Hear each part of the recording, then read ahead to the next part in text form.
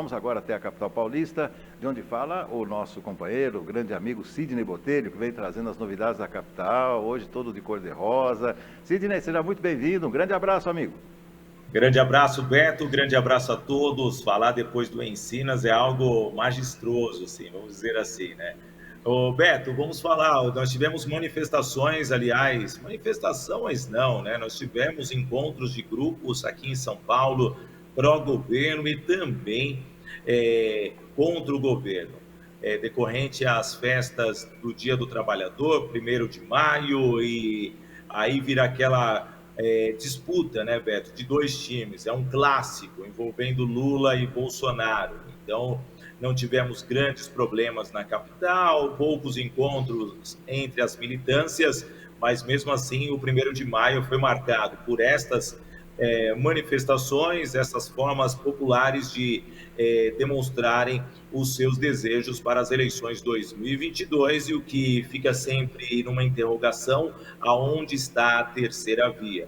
As centrais sindicais ficaram junto com o ex-presidente Lula e o governo contou com apoio, e o que pegou assim de mais interessante em relação às manifestações é que os manifestantes pró-Bolsonaro eles criticaram muito o STF e também pediram que seja praticamente avaliada a presença de todos os ministros da Justiça. Tudo e também defenderam uma mudança na questão da votação. Mas o presidente da Câmara e do Senado, a semana passada, já haviam se manifestados e não terão nenhuma alteração em relação à votação.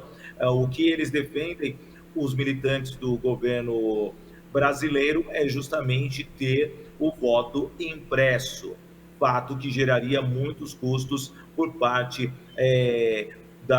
do órgão, né, que administra totalmente, que é o TSE. Falando agora um pouquinho mais sobre a capital paulista, os números da violência saiu e tivemos nos últimos 3 meses, de janeiro a março, uma redução de 10% em comparação ao mesmo período do ano passado de apreensões. Nós tivemos um número aproximado aí, Beto, de armas, apreensões de armas de 10%, no número do ano passado de 2.913, esse ano 2.608 armas foram apreendidas. Armas irregulares. Quando em relação a prisões em flagrante, o número também caiu em 5%. No ano passado, no mesmo período, nós tivemos 27.708, ao contrário desse ano, 26.290. Mas se formos falar de prisões em flagrantes, um número muito alto, né, Beto? Se nós considerarmos que são 3 meses, 92 dias, ao mesmo tempo, aproximadamente 30 mil pessoas sendo presas. Uma média aí, se você for dividir por 30, a cada 3 dias, 1.000 pessoas são presas. É algo lamentável para uma cidade tão forte quanto São Paulo, mas a criminalidade, como a gente vem mostrando aqui ao longo das outras semanas, a criminalidade está aumentando muito, não somente no estado de São Paulo, mas em todos os estados do Brasil. Sem dúvida nenhuma. Sidney,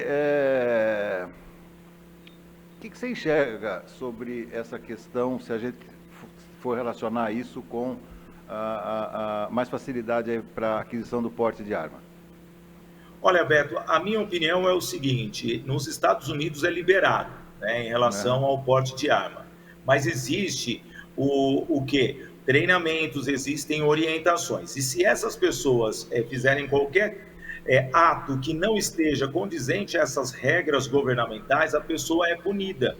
Aqui no Brasil, essa questão de utilização da arma, ela fica muito vulnerável para as pessoas que realmente não têm o porte ou que também não conseguem utilizar o equipamento. E aí entra naquela situação.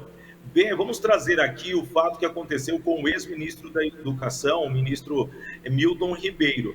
Na semana passada, ele no aeroporto, ele estava com uma arma, ele foi tirar a arma, mas a arma disparou. E os estilhaços acabaram atingindo a comissária que ali estava fazendo o check-in dele.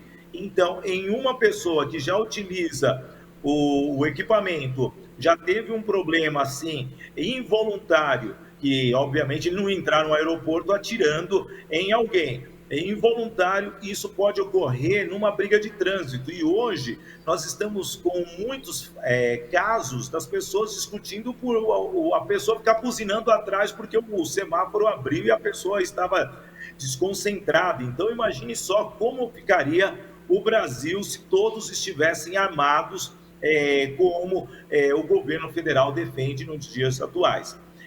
Primeiro, antes de fazer isso, Beto, precisaria ter uma educação perante a sociedade como um todo. É a mesma coisa, o cinto de segurança, ele era liberado até 2 décadas, 3 décadas atrás.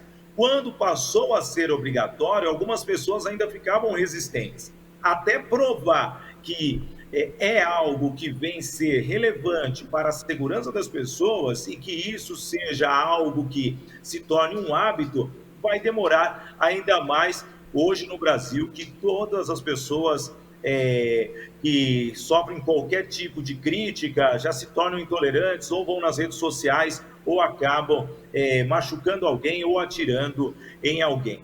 Só assistir os programas policiais, Beto. Marido que briga com a esposa que separa do marido porque ele é violento, daqui 2 dias ela amanhece lá assassinada pelo próprio marido. Vai facilitar esse tipo de violência num país que precisa trabalhar mais a educação do que a segurança interna dos lares das pessoas, Beto. É isso aí. Esse é o grande discurso, né? Essa é a grande prioridade que a gente tem que ter, né? Educação, sem dúvida. Sidney, bom, muito obrigado por enquanto. Estaremos aqui, 7h30, com a nossa Segunda Esportiva. Se puder, pegue uma carona e participe conosco, amigo. Já aquecendo o jogo do São Paulo e Santos no Morumbi hoje, hein? Exatamente. Um grande abraço, Beto. Até mais tarde. Tchau, obrigado, tchau. Até mais tarde. Valeu. Obrigado, Sidney. Jornalista Sidney Botelho falando lá de São Paulo, da capital. Fala aí.